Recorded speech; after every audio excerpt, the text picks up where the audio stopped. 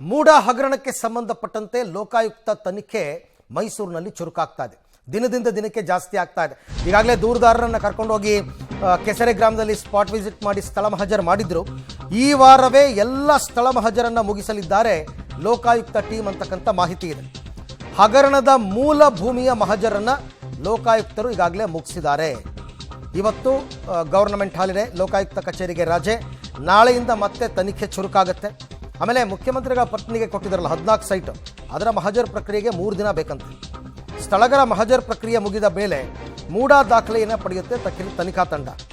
ಆಮೇಲೆ ನ್ಯಾಯಮೂರ್ತಿ ಜಸ್ಟಿಸ್ ದೇಸಾಯಿ ನೇತೃತ್ವದ ತನಿಖಾ ಸಮಿತಿಯ ಬಳಿ ಇರತಕ್ಕಂಥ ದಾಖಲೆಗಳನ್ನು ಕೂಡ ಇವರು ಪಡ್ಕೋಬೇಕು. ಮುಂದಿನ ವಾರ ಕಾನೂನು ಪ್ರಕ್ರಿಯೆಯನ್ನು ಆರಂಭಿಸಲಿದ್ದೆ ಲೋಕಾಯುಕ್ತ ಟೀಮ್ ಅಂತಕ್ಕಂಥದ್ದು ಈಗ ಸದ್ಯದ ಅಪ್ಡೇಟ್. ಒಂದು ಸಾರ್ತಿ ಈಗಾಗಲೇ ಕೆಸರೆ ಗ್ರಾಮದ ಸರ್ವೆ ನಂಬರ್ 424 ಏನೋ ಇತ್ತು, ಅಲ್ಲಿ ಕರ್ಕೊಂಡು ಹೋಗಿ ಸ್ಥಳ ಮಹಜರ್ ಮುಗಿಸಿದ್ದಾರೆ. ನಾನು ಏನು ಮಾನ್ಯ ನ್ಯಾಯಾಲಯದ ಆದೇಶದ ಮೇರೆಗೆ ನನ್ನ ದೂರರ್ಜನೆ ಆಧರಿಸಿ ಲೋಕಾಯುಕ್ತದಲ್ಲಿ ಪ್ರಕರಣ ದಾಖಲಾಗಿತ್ತು.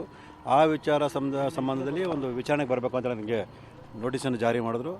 ಆ ಹಿನ್ನೆಲೆಯಲ್ಲಿ ನಾನು ವಿಚಾರಣೆಗೆ ಇಲ್ಲಿ ಬಂದಿರೋದು. ಇಲ್ಲ, ಈಗಾಗಲೇ ನಾನು ದೂರರ್ಜನೆಗೆ ಎಲ್ಲ ದಾಖಲಾತಿಗಳನ್ನು ಕೊಟ್ಟಿರೋದ್ರಿಂದ ಮತ್ತು ಅವರು ಮಾನ್ಯ ನ್ಯಾಯಾಲಯದಿಂದ ಕೂಡ ದಾಖಲಾತಿ ಪಡೆದಿರೋ ಸಾಧ್ಯತೆ ಇರೋದ್ರಿಂದ ಸೊ ದಾಖಲಾತಿಗಳ ಬಗ್ಗೆ ನನಗೇನು ನೋಟಿಸ್ ಇಲ್ಲಿ ತಿಳಿಸಿಲ್ಲ. ವಿಚಾರಣೆ ಸಂದರ್ಭದಲ್ಲಿ ಯಾವ್ದಾದ್ರು ದಾಖಲಾತಿಗಳ ಅವಶ್ಯಕತೆ ಅಂತ ಅವರು ತಿಳಿಸಿದ್ರೆ ಸೊ ನನ್ನ ಬಳಿ ಇರತಕ್ಕಂಥ ದಾಖಲಾತಿನ ಅವ್ರಿಗೆ ಕೊಡೋಕ್ಕೆ ನಾನು ಸಿದ್ಧ.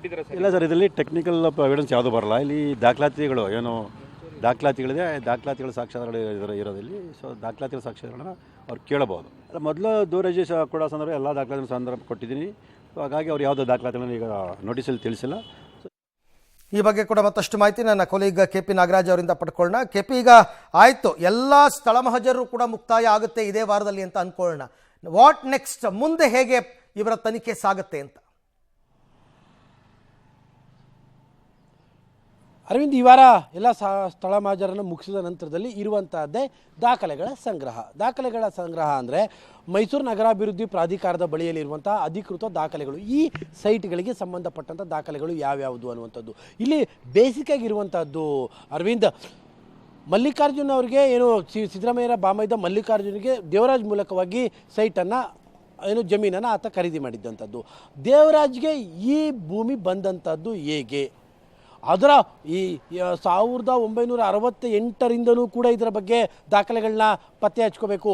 ಅಲ್ಲಿಂದಲೂ ಕೂಡ ಇರುವಂತಹ ಖಾತೆ ಏನು ಮತ್ತು ಮತ್ತೊಂದೇನು ಪಾಣಿ ಯಾರ ಹೆಸರಲ್ಲಿತ್ತು, ಯಾವ ರೀತಿ ಇದು ಬದಲಾಗ್ತಾ ಬಂತು, ಅದೆಲ್ಲದರ ಡಾಕ್ಯುಮೆಂಟನ್ನು ಇವರು ಮಾಡ್ತಾ ಬರಬೇಕು.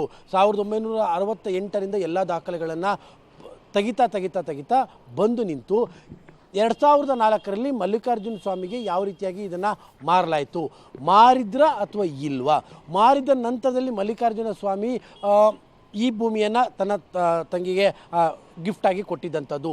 ಇದರ ನಡುವೆ ಪ್ರಾಧಿಕಾರ ಸ್ವಾಧೀನ ಪ್ರಕ್ರಿಯೆಯನ್ನು ಯಾವತ್ತೂ ಆರಂಭ ಮಾಡ್ತು, ಯಾವಾಗ ನೋಟಿಫಿಕೇಷನ್ಗಳಾದವು. ನೋಟಿಫಿಕೇಷನ್ ಆದ ನಂತರದಲ್ಲಿ ಇವರೇನು ಪಾರ್ವತಮ್ಮ ಸಿದ್ದರಾಮಯ್ಯ ಹೇಳ್ತಾ ಇರುವಂಥದ್ದು ನಮ್ಮ ಜಮೀನನ್ನು ಅವರು ಅಕ್ರಮವಾಗಿ ಅಕ್ವೈರ್ ಮಾಡಿದ್ರು ಅಂತ, ಅದು ಸತ್ಯನಾ?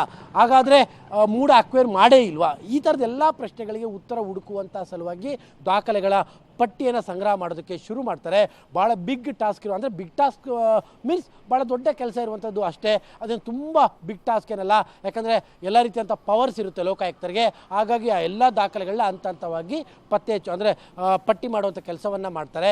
ಜೊತೆಗೆ ಇನ್ ಕೇಸ್ ಅವಶ್ಯಕತೆ ಇದ್ದರೆ ಮಾತ್ರ ಆರೋಪಿ ಸ್ಥಾನದಲ್ಲಿರುವಂಥವರನ್ನು ಕೂಡ ಕರೆಸಿ ಅವರ ಬಳಿಯೂ ಕೂಡ ಮಾಹಿತಿಗಳನ್ನ ಪಡೆದುಕೊಳ್ಳುತ್ತಾರೆ. Arvind, okay, thank you KP ತಮ್ಮೆಲ್ಲ ಮಾಹಿತಿಗಾಗಿ. ಸೊ ಇದು ಲೋಕಾಯುಕ್ತ ತನಿಖೆ ಹೇಗೆ ನಡೆಯುತ್ತೆ ಅನ್ನೋದಕ್ಕೆ ಸಂಬಂಧಪಟ್ಟಂಥದ್ದು.